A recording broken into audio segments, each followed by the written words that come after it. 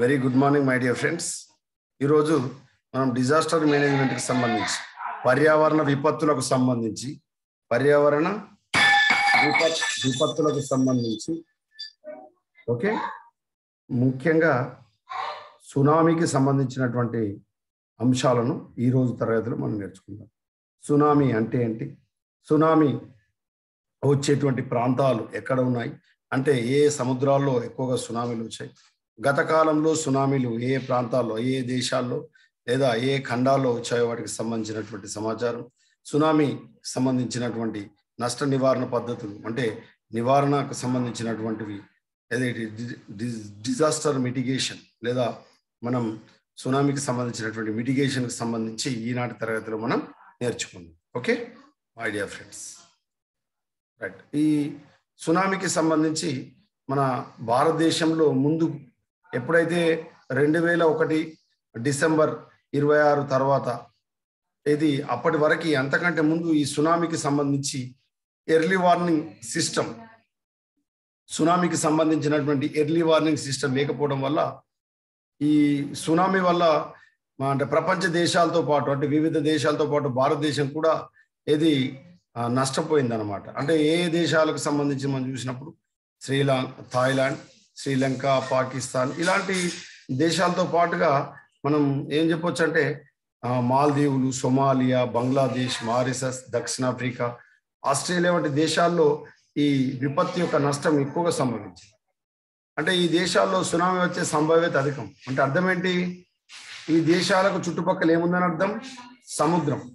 అర్థమవుతుందా? సముద్ర తీర ప్రాంతాల్లో ఉండే దేశాల్లో ఈ సునామీకి సంబంధించినటువంటి ప్రాబ్లమ్స్ ఉంటాయి. ఓకేనా?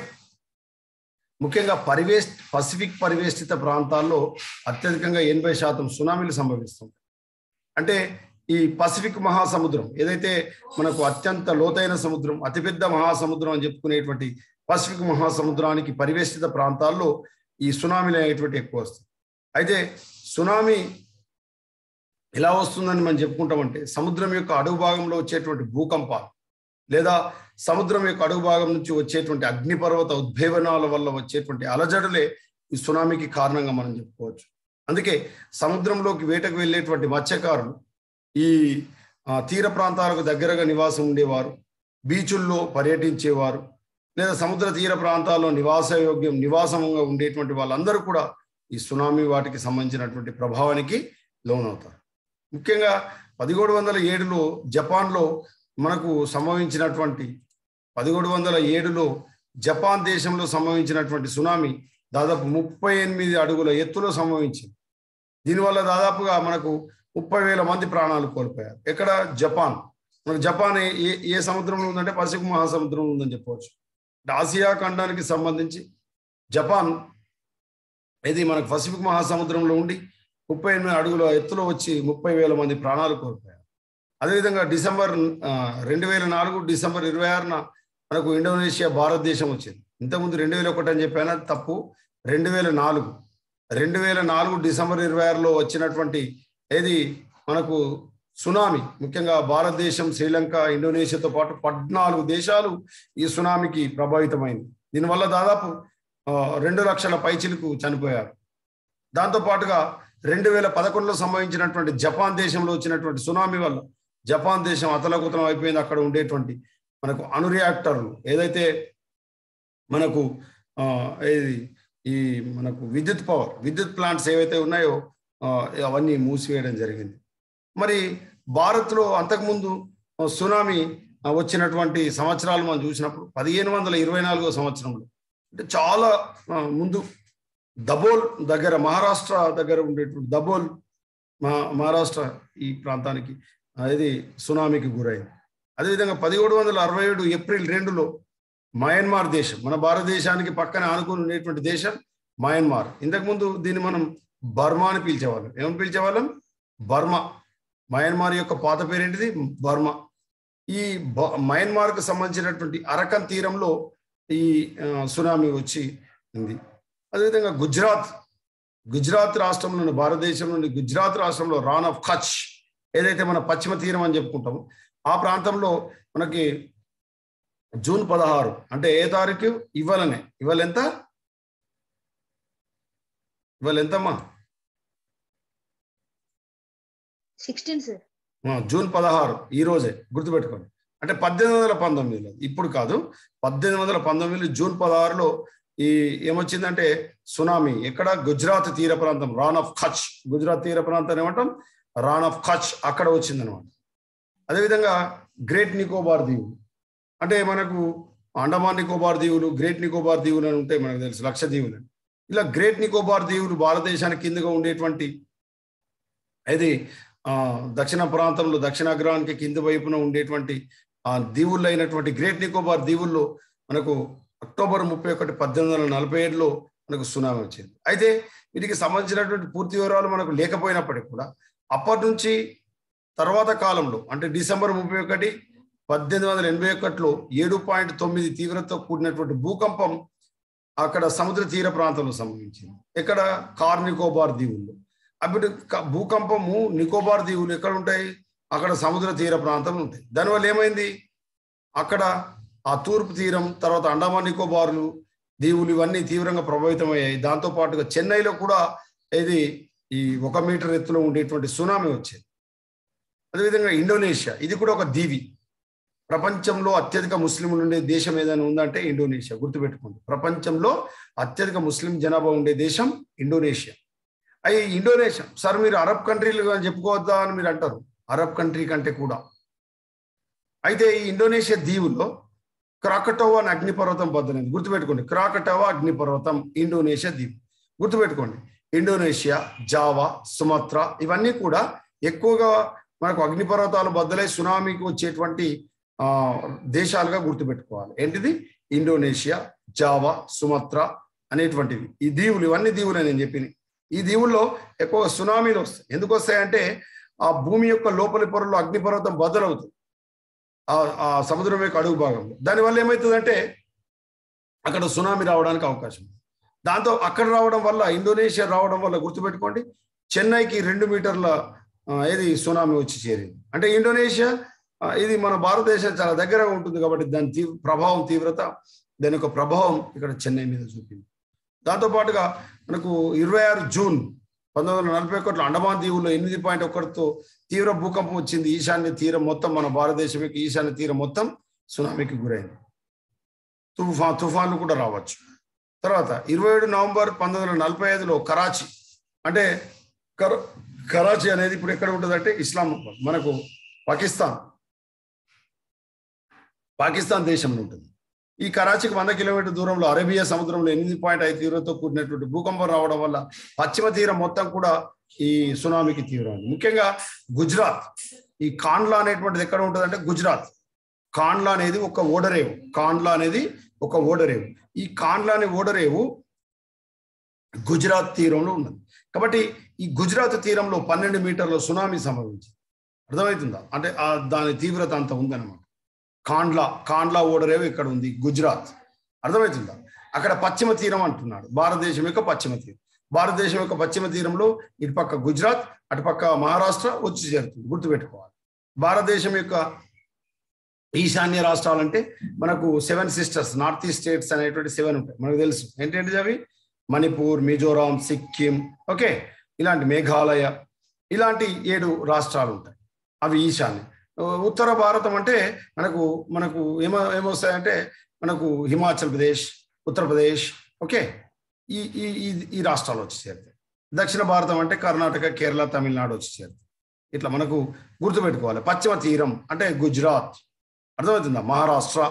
కాబట్టి అరేబియా సముద్రం అనేటువంటి దాని తీరం గుజరాత్, అదేవిధంగా మహారాష్ట్ర, ముంబై, ఇదంతా కూడా అరేబియా సముద్రం, గుర్తుపెట్టుకోవాలి.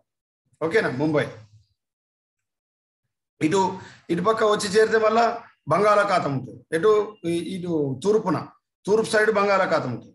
అంటే ముంబై తీర ప్రాంతం అరేబియా సముద్రం. ఈ బంగాళాఖాత తీరం ఎక్కడ ఉంటుంది? ఆంధ్రప్రదేశ్, ఒడిస్సా, ఇటుపక్క కిందికి ఆంధ్రప్రదేశ్, ఒడిస్సా, ఇంకా ఈ కిందికి వచ్చి ఇంకా పైకి వెళ్ళి చేరితే అటు కలకత్తా, పశ్చిమ బెంగాల్ కూడా, అటు పశ్చిమ బెంగాల్ వరకు కూడా ఈ బంగాళాఖాతం విస్తరించి ఉంటుంది. ఇట్లా గుర్తుపెట్టుకోవాలి మనం. అర్థమవుతుందా?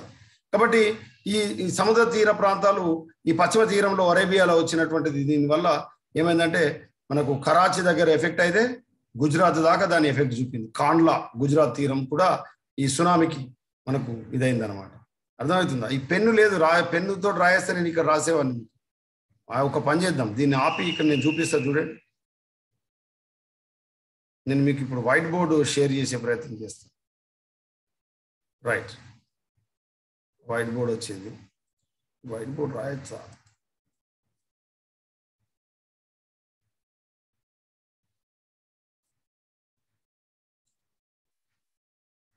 White board కనబడుతుందమ్మా?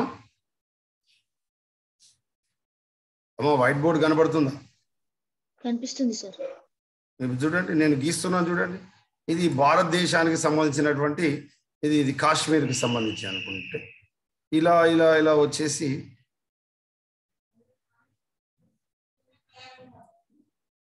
ఇలా వచ్చేసి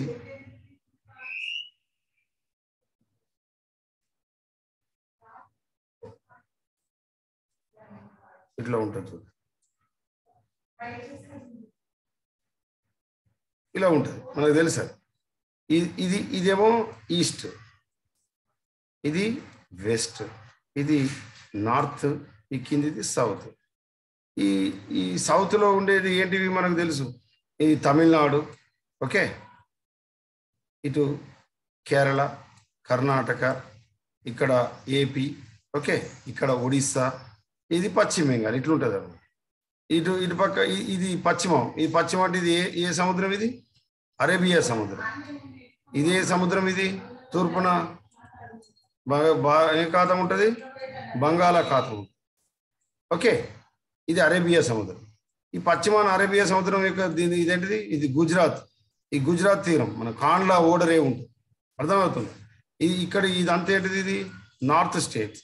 ఇదంతా ఇదే భారతం, మధ్య భారతం, మధ్యప్రదేశ్, జార్ఖండ్, ఇదంతా మధ్య భారతం. ఇక్కడ ఉండేటువంటి 7 సిస్టర్స్ నార్త్ ఈస్ట్ స్టేట్స్ ఎన్ని ఉంటాయి? 7 ఉంటాయి. అర్థమవుతుందా? ఇక్కడ రాజస్థాన్, గుజరాత్, మహారాష్ట్ర, ఇది ఓకే, అట్లా ఉంటుంది అనమాట. అర్థమైందమ్మా? ఇక ఇదేమో జమ్మూ అండ్ కాశ్మీర్కు సంబంధించి. ఇప్పుడు ఇవి మొత్తం 3 కేంద్రపాలిత ప్రాంతాలుగా విడిపోయింది. లడాక్, జమ్మూ, కాశ్మీర్, ఇవి 3 కేంద్రపాలిత ప్రాంతాలు. ఇంతకుముందు జమ్మూ కాశ్మీర్ రాష్ట్రం ఉండే, ఇప్పుడు 3 కేంద్రపాలిత ప్రాంతాలు చేశారు దాన్ని. అంటే భారతదేశంలో ప్రభుత్వ పాలన కోసం ఆ విధంగా చేయడం జరిగింది, గుర్తుపెట్టుకోవాలి. ఓకేనా? ఇటు అరేబియా సముద్రం, ఇదంతా పశ్చిమ తీరం. ఇదంతా ఏ తీరం అంటాం? ఇదంతా పశ్చిమ తీరం. ఇదంతా ఏ తీరం? గిది తూర్పు తీరం. భారతదేశం యొక్క తూర్పు తీరం మొత్తం ఇది ఎఫెక్ట్ అయింది అంటారు. బంగాళాఖాతంలో అల్పపీడన వాయుగుణం ఏర్పడుతుంది. పశ్చిమ తీరం అంతా ప్రభావితమైందంటే ఏంటిది? అరేబియా సముద్రంలో తుఫాన్ వచ్చినప్పుడు, సునామీ వచ్చినప్పుడు గుర్తుపెట్టుకోవాలి. మనకి నైరుతి ఋతుపవనాలు మొట్టమొదటిసారిగా తాకేటువంటి రాష్ట్రం ఏది అని అంటారు. నైరుతి ఋతుపవనాలు మొట్టమొదటి తాకేటువంటిది నైరుతి. ఎటు నైరుతి ఉంటుంది? మీరు గుర్తుపెట్టుకోవాలి. తెలుగులో గుర్తుపెట్టుకోండి. ఇగో ఊ, ఇక్కడ ఏముంటుంది? ఈ, ఇక్కడ ఏముంటుంది? తు, ఇక్కడ ఏముంటుంది? ఆగ్నేయం. ఇదేంటిది? దక్షిణం. ఇదేంటిది? ఇప్పుడు ఏ ఋతుపవనాలు అని చెప్పుకున్నాం? నైరుతి. అంటే ఇక్కడ ఏముంటుంది? నైరుతి. అర్థమవుతుందా? నైరుతి. ఓకే, నైరుతి. ఇదేంటిది? డబ్ల్యూ అంటే పశ్చిమం. ఇదేంటిది?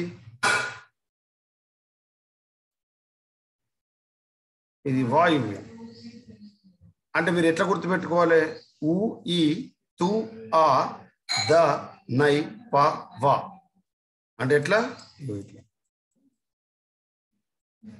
ఇగో ఉ, ఈ, తర్వాత ఏమొస్తుంది? తు.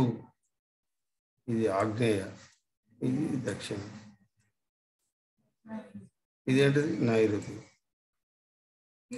ఇదేంటిది? పడమర. ఇదేంటిది? వాయు. ఇట్లా గుర్తుపెట్టుకోవాలి. ఉయి, తువా, దనై, పవ. దీంతో మీకు ఏం ఉంటుందంటే, మీకు మ్యాథ్స్లో కూడా మీకు లెక్కలు వస్తాయి.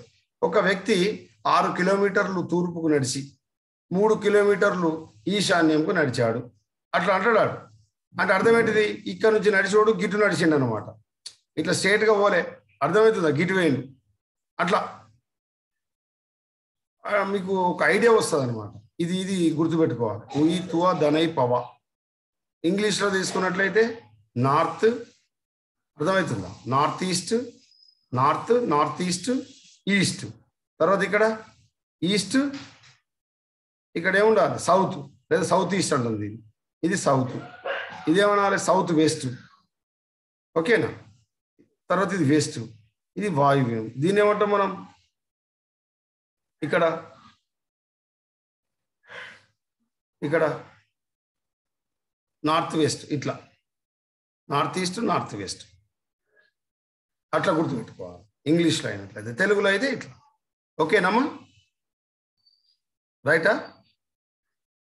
దీంతో పాటుగా మీకు రైల్వే జోన్లు భారతదేశంలో మొత్తం అప్పుడు 16 ఉంటే ఇప్పుడు 17, 18 మొత్తం రైల్వే జోన్లు ఉంటాయి. మీకు జియోగ్రఫీలో రైల్వే జోన్లు ఉంటాయి. రైల్వే జోన్లు కూడా దీని ఆధారంగా గుర్తుపెట్టుకోవచ్చు. పశ్చిమ మధ్య రైల్వే ఎక్కడ ఉంటుంది?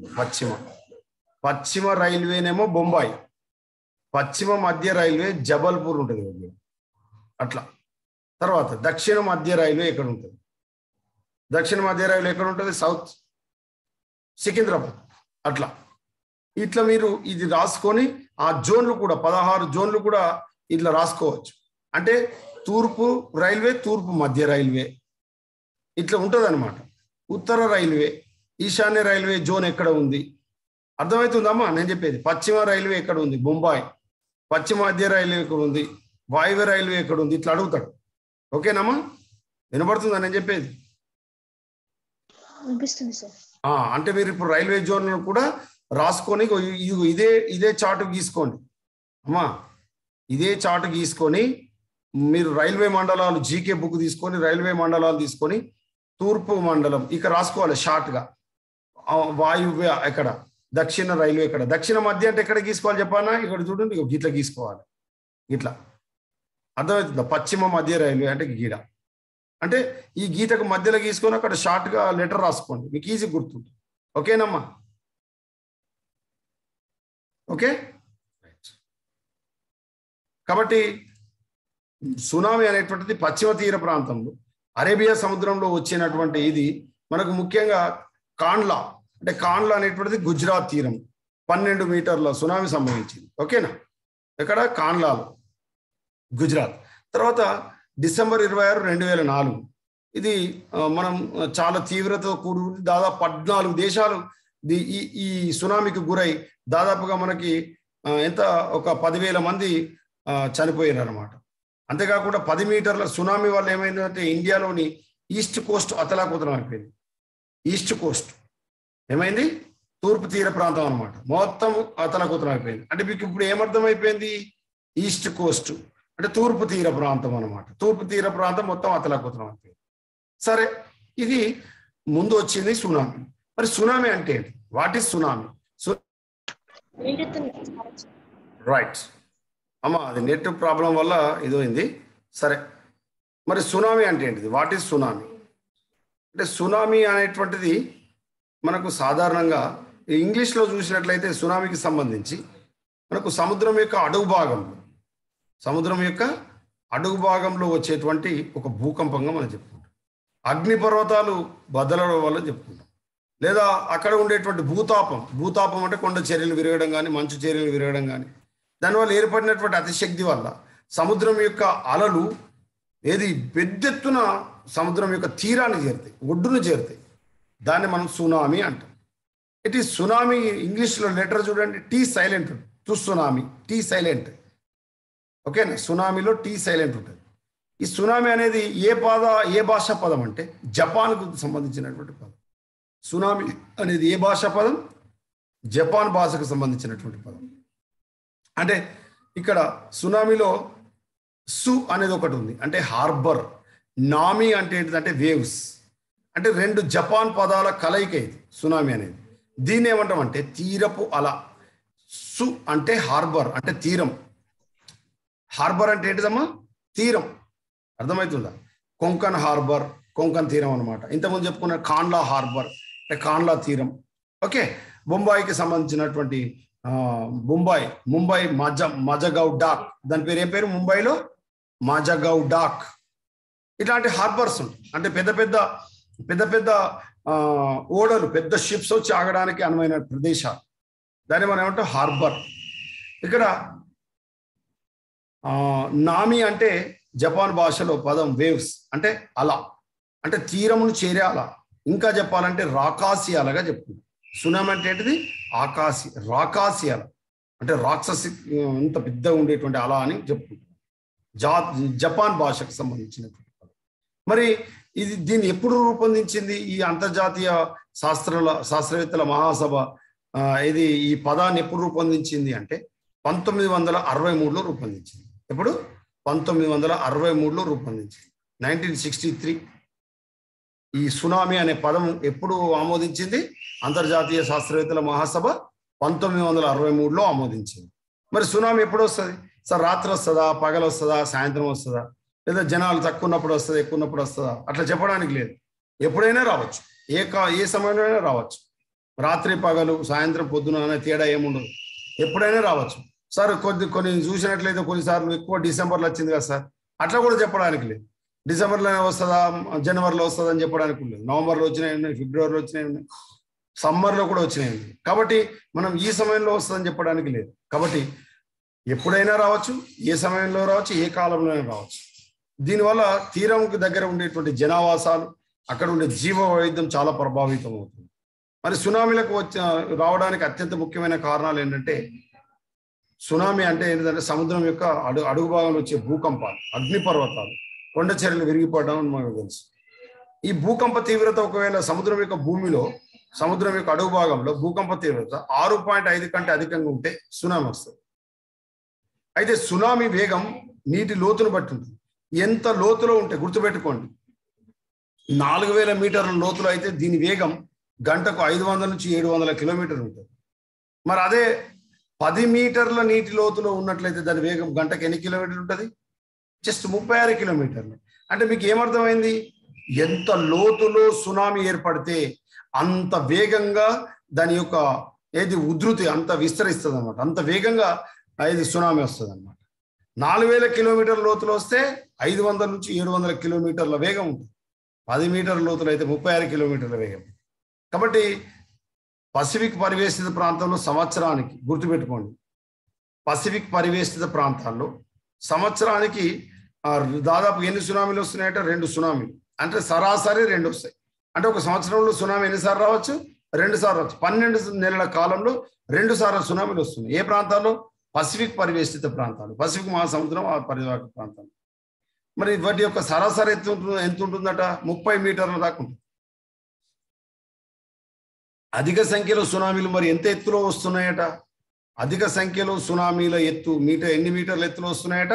3 మీటర్ల ఎత్తు అలలు. మరి పెద్ద సునామీ అయితే దాదాపు 1.5 కిలోమీటర్ వరకు వరదను ఏర్పరుస్తుంది. అంటే వరద భూమి మీద ఎన్ని కిలోమీటర్ల మేర వరద వస్తుంది అంటే 1.5 కిలోమీటర్ల మేర వరదలు అనేటువంటి సంభవిస్తాయి. కొన్నిసార్లు సునామీ బయటకు మాత్రం సాధారణ అలలాగానే కనిపిస్తుంది, కానీ అలా కాదది. అంటే కొన్ని అలల కలయిక వల్ల ఆ చిన్న చిన్న అలలన్నీ కలిసిపోయి ఒక పెద్ద అలగా మారడానికి 5 నిమిషాలు పట్టచ్చు, 5 నిమిషాల నుంచి 90 నిమిషాలు పట్టచ్చు. అంటే 90 నిమిషాలు అంటే ఎంత? గంటన్నర, అంతే కదా.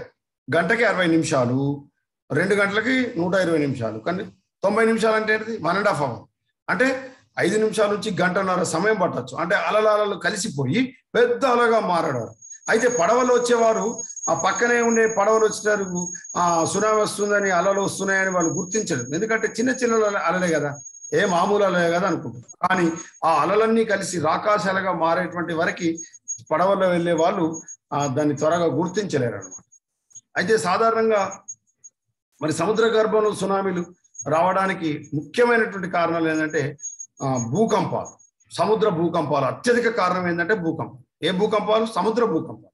సముద్ర భూకంపాల వల్ల వచ్చేటువంటి సునామీలు దాదాపు ఎన్ని శాతం వస్తాయట? 75%. మరి సముద్రం యొక్క అడుగు భాగంలో కూడా ఒక్కొక్కసారి అగ్నిపర్వతాలు బదులవుతాయి. ఆ సముద్రం యొక్క అగ్నిపర్వతాలు బదులవ్వడం వల్ల వచ్చే సునామీల శాతం ఎంతో తెలుసా? కేవలం 5%. అంటే అత్యధిక శాతం వేటి వల్ల వస్తుంది? సముద్ర భూకంపం వల్ల సునామీ వస్తుంది. అంటే 75%, 75% of the tsunamis just because of earthquakes under the oceanic environment. అంటే సముద్రం యొక్క అడుగు భాగంలో ఏర్పడేటువంటి భూకంపాల వల్లనే అత్యధికంగా సునామీలు వస్తున్నాయి. 75% వరకు సునామీలు రావడానికి గల కారణం సముద్ర భూకంపాలు. 5% సునామీ రావడానికి గల కారణం 5% అగ్నిపర్వతాల వల్ల. సముద్రంలో భూతాపం వల్ల 8 నుంచి 10%. భూతాపం అంటే మనకు తెలుసు, కొండ చర్యలు విరిగిపడడం, మంచు చర్యలు విరిగిపడడం. అంటే పెద్ద పెద్ద కొండలు ఆ ప్రాంతంలో సముద్రంలో విరిగిపడ్డట్లయితే కూడా మనకు సునామీలు వచ్చే అవకాశం ఉంది. అది 8 to 10% మాత్రమే. ఇతర కారణాల వల్ల ప్రతికూల వాతావరణాలకు 10% నుంచి 2% వరకు సునామీలు అనేటువంటి. అయితే ఉవ్వెత్తున ఎగిసిపడే అలల్లో పైకి లేచిన భాగాన్ని మనం శృంగం అంటాం, కిందకి పడిపోయే భాగాన్ని ద్రోణి అంటాం. మనకు తెలుసు శృంగాలు ద్రోణులు ఉంటాయని మనకు తెలుసు. మనకు తిర్యక్ తరంగాలు, మనం ధ్వని తరంగాలు చెప్పుకునేటప్పుడు తిర్యక్ తరంగాల్లో శృంగాలు ద్రోణులు ఉంటాయని మనం చదువుకుంటాం, అవునా కాదు? అదేవిధంగా అనుదైర్ఘ్య తరంగాల్లో అస్పందనాలు ప్రస్పందనాలు ఉంటాయని మనం చదువుకుంటాం. ఇక్కడ సునామీలో కూడా పైకి ఎగిసినటువంటి అలను శృంగం అని, కింద పడుతున్నటువంటి అలను మనం ఏమంటాం? ద్రోణి అంటాం. అర్థమవుతుందా? ఒక శృంగం ఒక ద్రోణి ఏర్పడడానికి పట్టేటువంటి సమయం దాదాపుగా ఎంత ఉంటుందట? 20 నుంచి 30 నిమిషాల సమయం పడుతుంది. కాబట్టి ఒక శృంగం వచ్చింది, ఒక ద్రోణి వచ్చింది వెంటనే రాదు, 20 to 30 minutes పడుతుంది. అర్థమవుతుందా? శృంగము ద్రోణి ఏర్పడడానికి ఒకసారి శృంగం, అదేవిధంగా ద్రోణి అంటే ఒక పైకి లేచిన భాగం, అదేవిధంగా కింద పడిపోయే భాగం పట్టడానికి పట్టే కాలం 20 to 30 minutes. అందువల్ల సముద్ర లోతుల్లో వాటిని గుర్తించడం చాలా కష్టం, ఏర్పడదు కదా. మామూలు సముద్రంలో ఏర్పడే అలలు దాదాపు 2 మీటర్లు, వాటి యొక్క తరంగ దైర్ఘ్యం 100 కిలోమీటర్లు ఉంటుంది. అదే మహాసముద్రంలో ఏర్పడే సునామీ అలల తరంగ దైర్ఘ్యం ఎంత ఉంటుందట? 200 కిలోమీటర్లు ఉంటుంది. చూడండి ఎంత తేడా. దాని వేగం గంటకు 700 కిలోమీటర్లు. అంతేకాకుండా తీరాన్ని చేరే కొద్ది సునామీ అలల వేగం తగ్గి గంటకు 70 కిలోమీటర్ల కంటే తక్కువ ఉండి తరంగ దైర్ఘ్యం 20 నుంచి 24 కిలోమీటర్ల కంటే తక్కువగా ఉంటుంది. దాదాపు 50 నుంచి 150 మీటర్ల ఎత్తుండే అలలు అధిక శక్తితో తీరంపై విరుచుకుపడతాయి. ఎంత ఎత్తుండే అలలు? 50 నుంచి 150 మీటర్ల ఎత్తుండే అలలు అధిక శక్తితో తీరంపై విరుచుకుపడతాయి. అయితే సముద్రంలో ఏర్పడే తరంగాల్లో ద్రోణి మొదటి తీరాన్ని తాకడాన్ని మనం డ్రా బ్యాక్ అంటాం. అంటే మనకు శృంగాలు ద్రోణులు ఉంటాయని చెప్పుకున్నాం కదా, ఎగిసిపడే అల కాదు, కింద పడుతున్న అలను మనం ఏమంటాం? ద్రోణి అంటాం. అలా సముద్రంలో ఏర్పడే మొదటి ఎత్తుండే శృంగం కింద పడి ద్రోణిగా ఏర్పడే మొదటి ద్రోణి తీరాన్ని తాకడాన్ని ఏమంటాం అంటే మనం డ్రా బ్యాక్ అంటాం. ఏమంటాం? Draw back. ఈ పదాలు గుర్తుపెట్టుకోవాలి.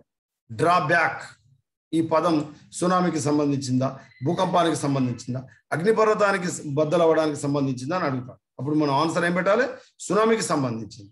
మొదటి ద్రోణి సముద్రం యొక్క తీరాన్ని తాకడాన్ని, ఒడ్డును తాకడాన్ని మనం ఏమంటాం? డ్రా బ్యాక్ అంటాం. ఏమంటాం? Draw back.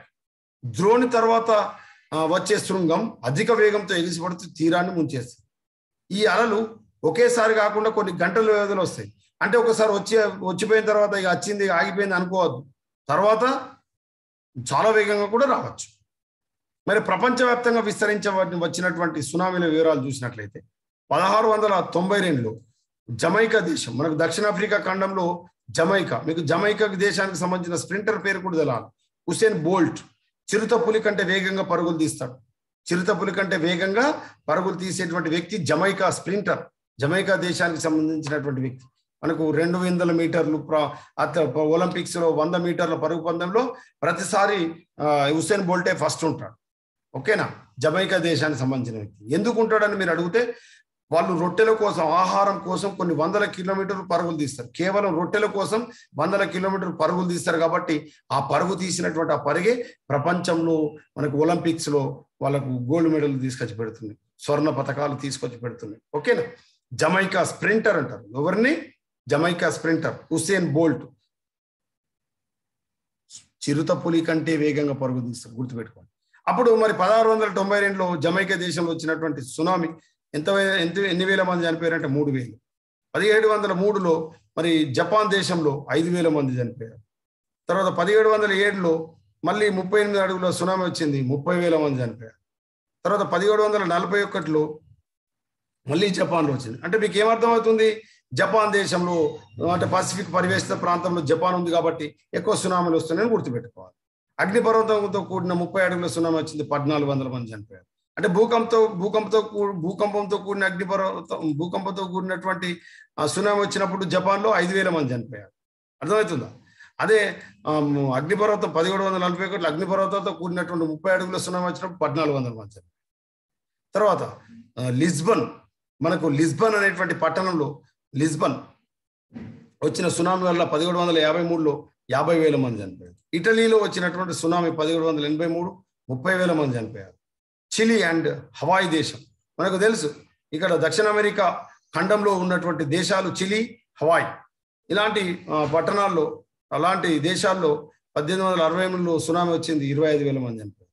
తర్వాత మనం ముందే చెప్పుకున్నాం, సుమత్రా, దక్షిణాఫ్రికాలోని సుమత్రా దీవిలో వచ్చినటువంటి ఈ క్రాకటావ్ అగ్నిపర్వతం బద్దలవడం వల్ల 1883లో ఇది 36,000 మంది చనిపోయారు. తర్వాత జపాన్ చూడండి, 1896లో సన్రికా జపాన్, 1933లో సన్రికా జపాన్. ఓకేనా? 1896 జపాన్లో 27,000 మంది చనిపోయారు. 1933 జపాన్లో 3,000 మంది చనిపోయారు. అంటే జపాన్ దేశము ఎక్కువగా సునామీకి గురవుతుందని మీకు అర్థమవుతుంది కదా. పసిఫిక్ మహాసముద్రంలో ఉన్న దీవి అది, ఆసియా ఖండంలో. 1946లో హవాయి దేశం, మళ్ళీ దక్షిణ అమెరికా, 159 మంది చనిపోయారు. తర్వాత 1960లో చిలీ 2,000 మంది చనిపోయారు. 1946లో హొన్షు పట్టణం, మళ్ళీ జపాన్ చూడండి, ఇది భూకంపంతో కూడిన సునామీ, 2,000 మంది చనిపోయారు. తర్వాత అలస్కా, మనకు 1964లో 195 అడుగుల సునామీ వచ్చింది, 131 మంది చనిపోయారు.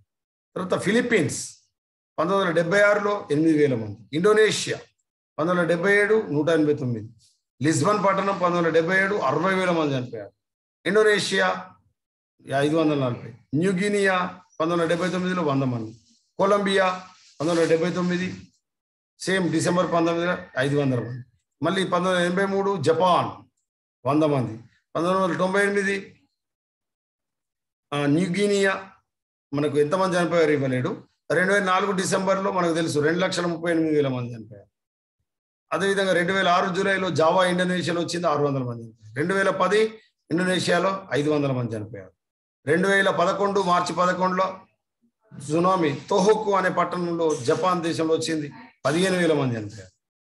అర్థమవుతుంది? మరి సునామీ నీటి కెరటమా? సాధారణ అలలాగానే కనిపిస్తాయి, కానీ సునామీకి సాధారణ కెరటాలకు తేడా ఉంటుంది. కెరటాలు గాలి వల్ల లేచి 5 నుంచి 20 సెకండ్లు పూర్తయింది.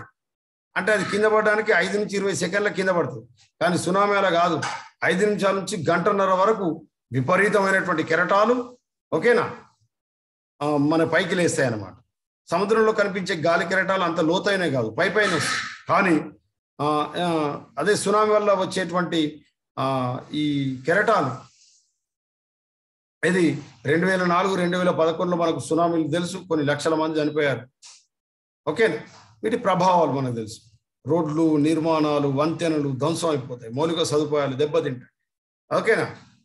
తర్వాత వ్యక్తులు నష్టపోతారు, అంగవైకల్యము, ఆస్తి నష్టం, ప్రాణ నష్టం, వ్యాధులు, అంటువ్యాధులు ప్రబలుతాయి, చెత్త చెదరాలు పేరుకుపోతాయి. ఓకేనా? తర్వాత భూగర్భ జలాలు, తాగునీరు కలుషితం అయిపోతాయి. ఓకేనా? నదులు, బావులు అన్ని ఉప్పు నీటితో నిండిపోతాయి. అంటే మంచినీరుగా ఉండాల్సిన నదులు ఉప్పు నీరుగా మారిపోతాయి. ఎందుకు? ఆ సముద్రం నీళ్లు కలుస్తాయి కాబట్టి. జల రవాణాకు తోడ్పడిన నౌకాశ్రయాలు, ఓడరేవులు ధ్వంసం అయిపోతాయి, హార్బర్లన్నీ విధ్వంసం గురవుతాయి.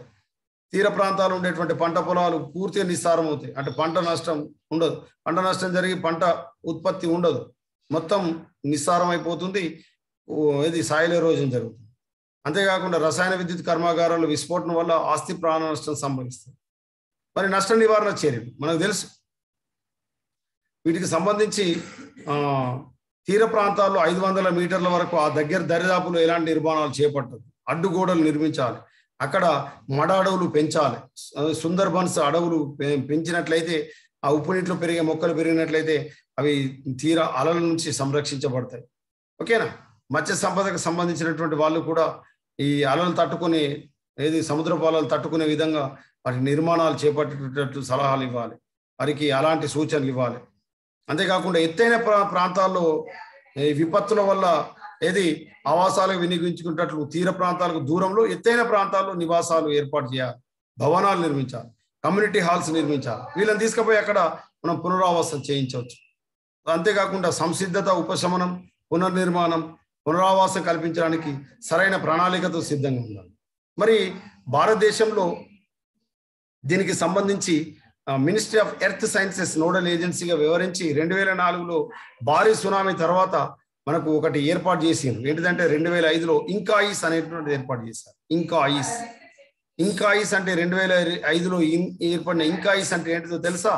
Indian national centre for oceanic information services.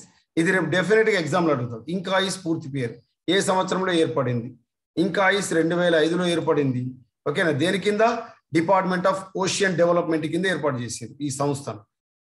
దీని యొక్క సంస్థను హైదరాబాద్లో ఎక్కడ ఏర్పాటు చేసిరు? మరి హైదరాబాద్లో నిజాంపేట్ సమీపంలో ఏర్పాటు చేశారు. మన తెలంగాణలో ఉమ్మడి ఆంధ్రప్రదేశ్లో హైదరాబాద్ రాష్ట్రం హైదరాబాద్ పట్టణంలో నిజాంపేట్ సమీపంలో ఏర్పాటు చేశారు. ఏ సంస్థను? ఇంకాయిస్. మరి ఇంకాయిస్ ఏం చేస్తుంది? ఎప్పటికప్పుడు సముద్రం యొక్క సమాచారాన్ని పసిగడుతూ సమాచారాన్ని ఢిల్లీలోని సిఆర్ఎస్కు చేరవేస్తుంది. సిఆర్ఎస్ అంటే సెంట్రల్ రిసీవింగ్ స్టేషన్కు చేరవేస్తుంది. దాంతోపాటుగా మహాసముద్ర అభివృద్ధి విభాగం, అంతరిక్ష మంత్రిత్వ శాఖ వాతావరణ విభాగంతో ఇండియన్ మెటరాలజికల్ డిపార్ట్మెంట్ కలిసి బంగాళాఖాతం అదేవిధంగా అరేబియా సముద్రంలో సునామీ హెచ్చరిక కేంద్రం, దాన్నే మనం deep ocean assessment of reporting tsunami డార్ట్ని ఏర్పాటు చేయబోతున్నారు. ఏసీ రాలేదు, డార్ట్ని ఏర్పాటు చేశారు. ఓకేనా? ఓకేనా? ఈ వ్యవస్థలో ధ్వని తరంగాలను పసిగట్టే పీడన మాపని ఆధునిక పరికరాలు అదేవిధంగా నిరంతర సమాచారాన్ని నిక్షిప్తం చేస్తూ సంబంధిత అధికారులకు అప్రమత్తం చేశారు. ఓకేనా? అదే స్థాయిలో అంతర్జాతీయ స్థాయిలో 1946లో అలాస్కాలో సంభవించిన సునామీ అనంతరం హోనలులు పట్టణంలో ఇవా బీచ్ వద్ద పసిఫిక్ సునామీ వార్నింగ్ సెంటర్ ఏర్పాటు చేశారు. చాలా ఇంపార్టెంట్, ఇది రాసుకోండి. పసిఫిక్ సునామీ వార్నింగ్ సెంటర్, దాన్నే PTWC అంటారు. టీ అంటే tsunami, Pacific tsunami warning centre ఎక్కడ ఏర్పాటు చేశారు? మన హొనలులు, హవాయి దేశంలోని హొనలులు పట్టణంలోని ఇవా బీచ్ వద్ద ఏర్పాటు చేశారు. దీనిలో ఎన్ని దేశాలకు సభ్యత్వం ఉందంటే 26 దేశాలకు సభ్యత్వం ఉంది. దీన్ని ఏది నిర్వహిస్తుందంటే అమెరికాకు చెందినటువంటి national oceanic and atmospheric administration NOAA నిర్వహిస్తుంది. NOAA national oceanic and atmospheric administration. ఓకేనా? ఇది అమెరికాకు సంబంధించినటువంటి సంస్థ నిర్వహిస్తుంది. దీంట్లో ఎన్ని దేశాలకు సభ్యత్వం ఉంది? PTWCకి 26 దేశాలు. PTWC అంటే ఏంటిది? Pacific tsunami warning centre. ఇది ఏంటిది? అంతర్జాతీయ స్థాయిలో. జాతీయ స్థాయిలో ఇంకాయిస్ హైదరాబాద్ పట్టణ కేంద్రంగా ఏర్పాటు చేశారు. అంతర్జాతీయ స్థాయిలో PTWCని ఏర్పాటు చేశారు 1946లో. జాతీయ స్థాయిలో మన దేశంలో ఏర్పడేటువంటి సునామీకి సంబంధించి హైదరాబాద్లో 2005 తర్వాత ఏర్పాటు చేశారు ఇంకాయిస్. 2005 ఇంకాయిస్. ఓకేనా? ఇదే దీనికి సంబంధించి 2005లో ది ఇంటర్ గవర్నమెంట్